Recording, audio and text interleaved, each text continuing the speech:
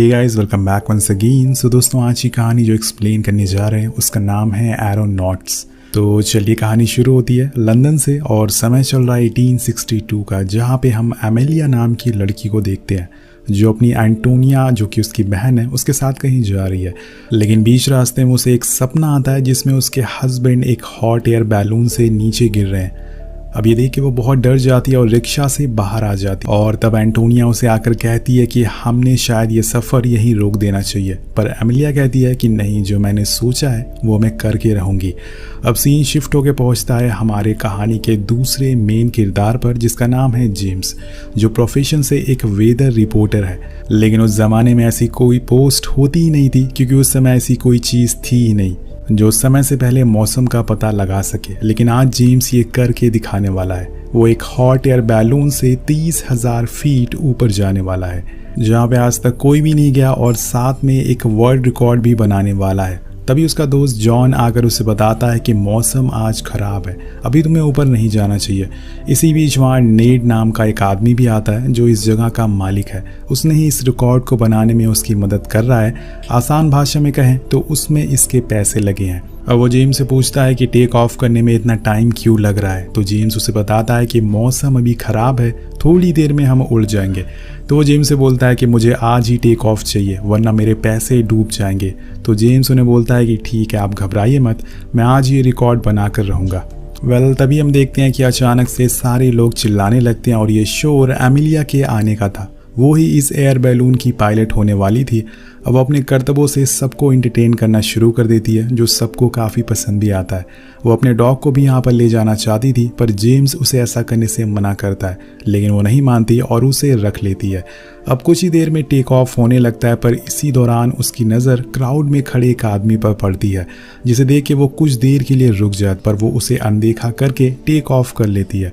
पर आखिर में वो आदमी कौन है ये आपको आगे पता चल जाएगा। अब इसके बाद वो लोग थोड़ी ऊंचाई पर चले जाते हैं। तब एमिलिया जेम्स से उसका डॉग मांगती है और उसे नीचे फेंक देती है और ये देखकर सभी लोग हैरान हो जाते हैं। वही जेम्स भी एमिलिया पे बहुत चिल्लाता है कि उसने ऐसा क्यों किया।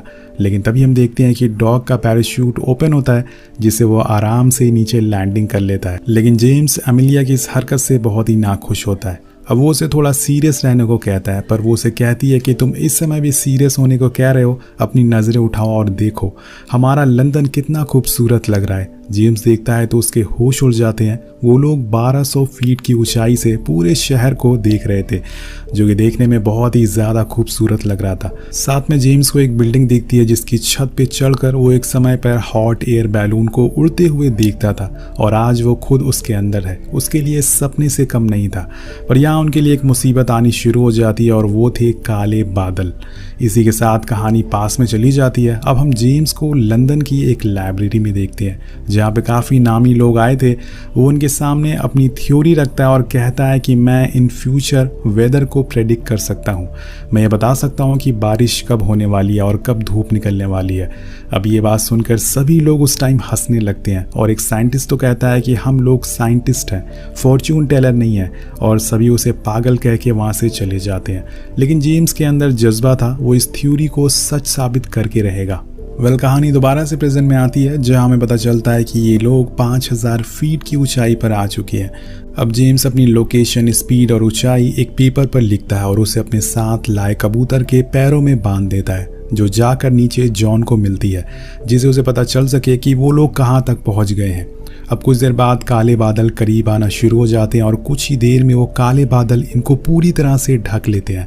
अब इन्हें पता ही नहीं चलता है कि ये कहाँ पर है। इसी बीच एमिलिया को वो अनजान आदमी का विजन एक बार और आता है और यहाँ हमें पता चलता है कि वो असल में उसका हस्बैंड है जो सालों पहले ऐसे ही एक हॉट एयर बैलून से गिरकर मारा गया था। इसी बीच जेम्स को एक झटका लगता और ये झटका बिजली का था जो इन दोनों के लिए काफ़ी भयानक होने वाला था। अब कुछ समय बाद तेज़ बारिश भी होना शुरू हो जाती है और उसके साथ साथ तेज़ हवाएं एक दूसरी दिशा से चलना शुरू हो जाती हैं जिससे इन लोगों का बैलून गोल गोल घूमने लगता है और ये बुरी तरह से अब फंस चुके थे। इसी दौरान जेम्स के सर पे एक चोट भी लग जाती है तो इनकी मुसीबतें कम नहीं होने वाली थी। अब जेम्स इन सब से परेशान होकर बैलून को संभालने की कोशिश करता है लेकिन इतनी तेज हवा के कारण एमिलिया बास्केट से नीचे गिर जाती है, पर समय रहते ही जेम्स उसे पकड़ लेता है और उसे फौरन ऊपर खींच लेता है। जिसके बाद एमिलिया बिना टाइम वेस्ट किए बिना जितना भी बैलून में सैंड बैग होता है उन्हें नीचे फेंकने लगती है, जिससे कि बैलून का वजन कम हो जाए और वो जल्दी से बादलों के बाहर आ जाए।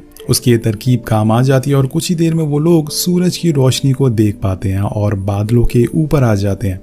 अब ये देखकर दोनों बहुत ही खुश थे, क्योंकि अगर कोई छोटी सी भी गलती होती तो दोनों की जान जा सकती थी। इधर नीचे जॉन दूरबीन से बैलून को देखने की कोशिश कर रहा होता है, पर वो उसे कहीं भी नहीं दिखता और इस बात से उसे थोड़ी घबराहट होना शुरू हो जाती है। लेकिन उसी दौरान वहाँ एक छोटा बच्चा आता है और उससे जिद करता है उस बैलून को देखने के लिए, और वो उस बैलून को देख लेता है। वहीं ऊपर जेम्स देखता है कि दूर बादल पर उसके बैलून की रिफ्लेक्शन पड़ रही है, और ये देखकर वो खुशी से चिल्लाने लगता है, क्योंकि उसके आसपास कोई भी नहीं था। उसे ऐसा खुश देखकर एमिलिया भी चिल्लाने लगती है। अब दोनों के लिए ये व्यू और ये समा बहुत ही यादगार होता है। दूर दूर तक सिर्फ बादल और आसमान थे और ये लोग उनके ऊपर थे। कुछ समय के बाद एमिलिया को अपने हस्बैंड की डेथ का एक और विजन आता है। इस बार हमें पता चलता है कि वो कैसे नीचे गिर रहा था, जिसे एमिलिया आज तक भुला नहीं पाई थी। इसलिए उसकी बहन उसे एक पार्टी में लेकर जाती है ताकि वहां जाकर उसका मूड थोड़ा ठीक हो सके, और उसी पार्टी में पहली बार उसकी मुलाकात जेम्स से होती है।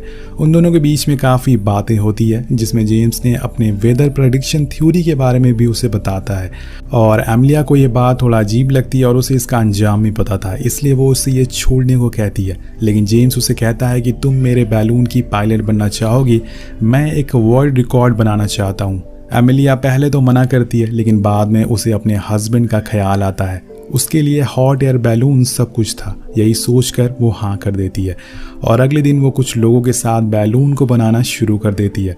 उसकी बहन उसे समझाती है कि तुम फिर से वही गलती करने जा रही हो, इस बार तुम जेम्स को भी खो दोगी। तुम्हारी खुशी जेम्स है, ना कि बैलून्स है। अब ये सुनकर एमिलिया भी थोड़ी देर के लिए सोच में पड़ जाती है। कहानी दोबारा से प्रेजेंट में आती है, जहां एमिलिया अभी भी उदास होकर बैठी थी ये कहानी सोचकर।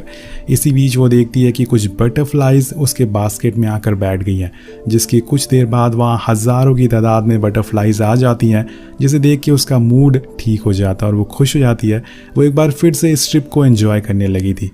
अब इसके बाद वो जेम्स को अपने हस्बैंड पेरी के बारे में बताती है। ये बताते हुए वो फिर से इमोशनल हो जाती है और कहती है कि 2 साल पहले उनकी मौत हो गई थी।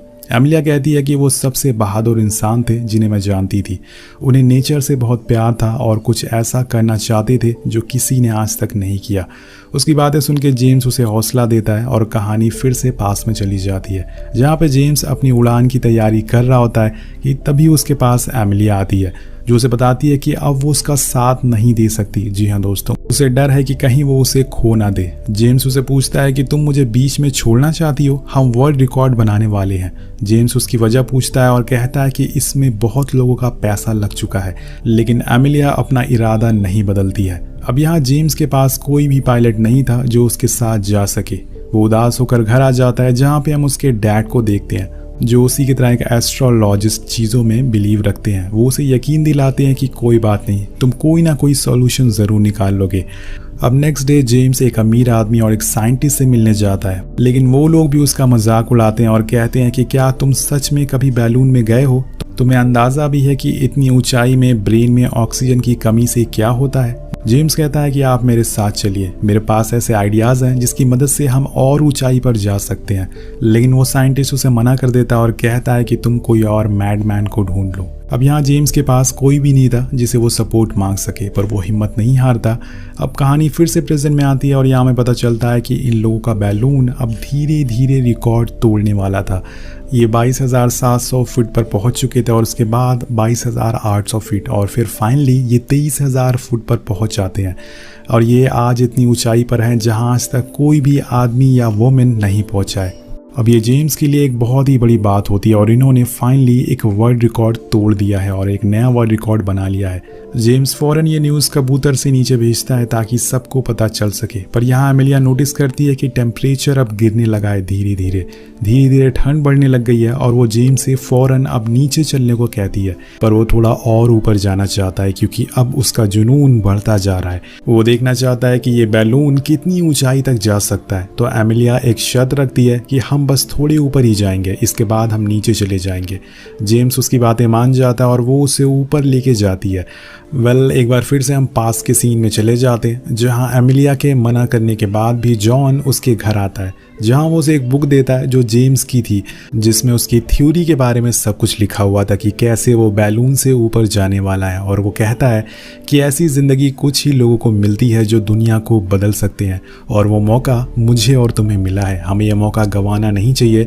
वो उसे बताता है कि आज जेम्स ने प्रेडिक्ट करा है कि आज बर्फ़ गिरने वाली है, अगर बर्फ़ नहीं गिरी तो वो उसका साथ छोड़ सकती है। अब इसके बाद एमिलिया एक बार फिर अपने हस्बैंड की यादों में खो जाती है। वो उसकी ग्रेव पर जाती है और उसे बातें करने लगती है। उसे समझ नहीं आ रहा था कि वो क्या फैसला ले, वो जेम्स का साथ दे या फिर ना।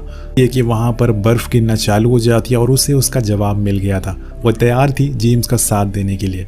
अब कहानी फिर से प्रेजेंट में आती है। हमें पता चलता है कि ये लोग अब 26,000 फीट की ऊंचाई पे जा चुके हैं, जहाँ पे ठंड कुछ ज़्यादा ही बढ़ गई है, 5 डिग्री पर पहुँच चुकी है।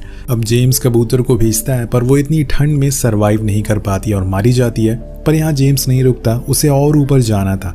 वो बैलून पे रखी चीज़ों को नीचे फेंकने लगता है जिससे वो हल्का हो सके और वो और ऊपर जा सके, लेकिन एमिलिया उसे ऐसा करने से मना करती है और वो नहीं रुकता, जिसके बाद दोनों में लड़ाई होना शुरू हो जाती है। पर ऑक्सीजन की कमी की वजह से जेम्स की नाक में खून आने लगता है, लेकिन वो एमिलिया से कहता है कि तुम्हारे हस्बैंड की जान उनकी लापरवाही की वजह से गई थी और मैं भी वैसा ही करूँगा, लेकिन साइंस के लिए।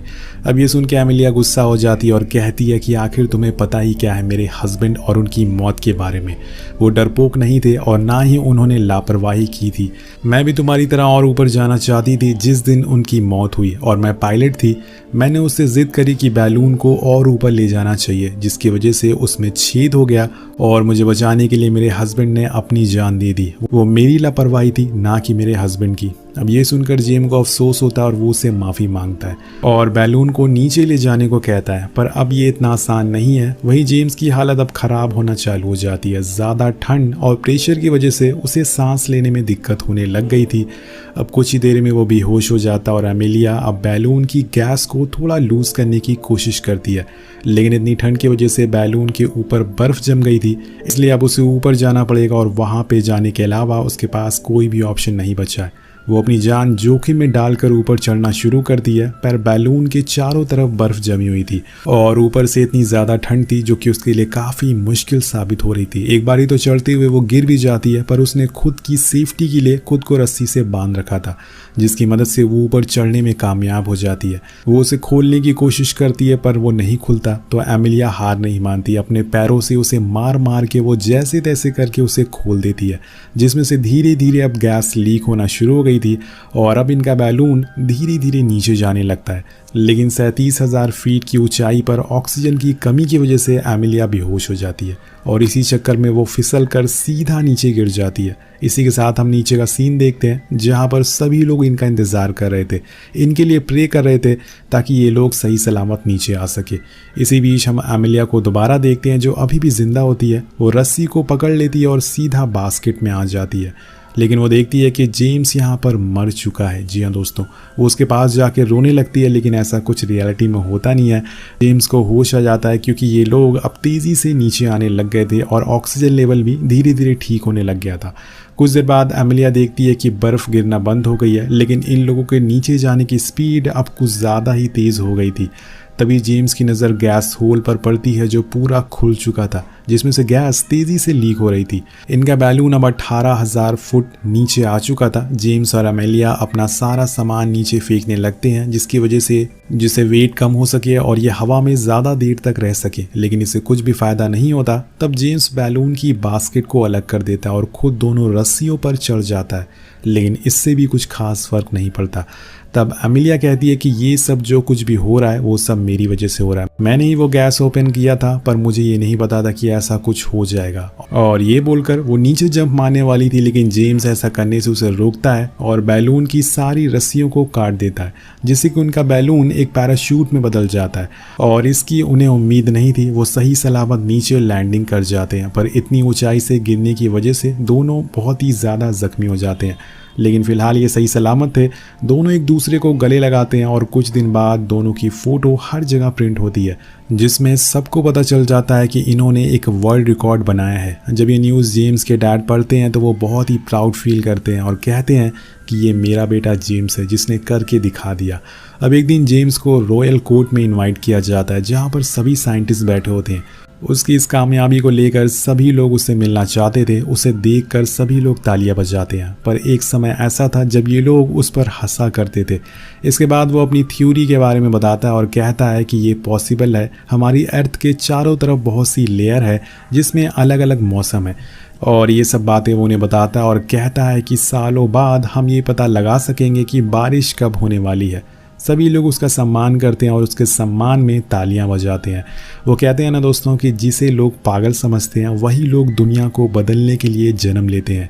आखिर में हम देखते हैं कि एमिलिया और जेम्स एक और सफ़र पर निकल गए हैं। को कहानी कैसे लगी कमेंट ज़रूर करिएगा। अगली कहानी